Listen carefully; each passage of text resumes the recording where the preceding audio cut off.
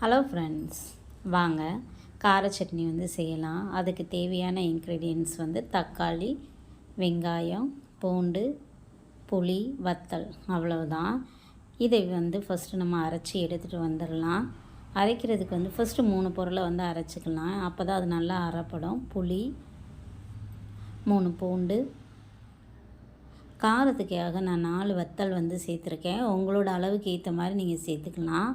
First வந்து இதை அரைச்சி எடுத்துகிட்டு வந்துடுவோம். இப்போ இருக்கிற வெங்காயம் ஒரு 10 சின்ன வெங்காயம், 3 தக்காளி பழம்,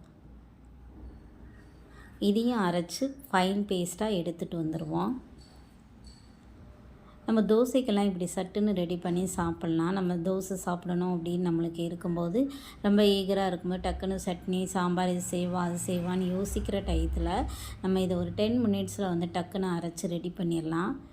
அரைச்சி எடுத்துகிட்டு வந்தாச்சு. இதுக்கு வந்து தாளித்து கொட்டிடுவோம்.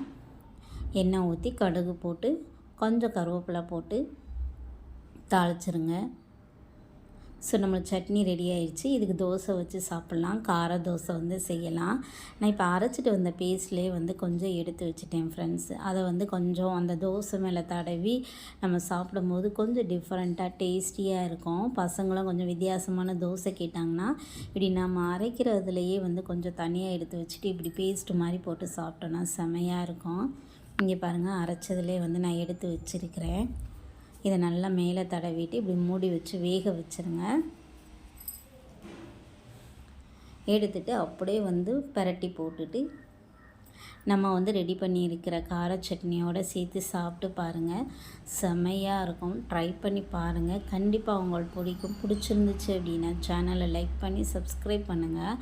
நம்மளுக்கு தேவையான இன்க்ரீடியன்ஸே வந்து வெங்காயம், தக்காளி, பூண்டு, வத்தல், புளி இது இருந்தாலே போதும். சூப்பராக இருக்கும். ட்ரை பண்ணி பாருங்கள்.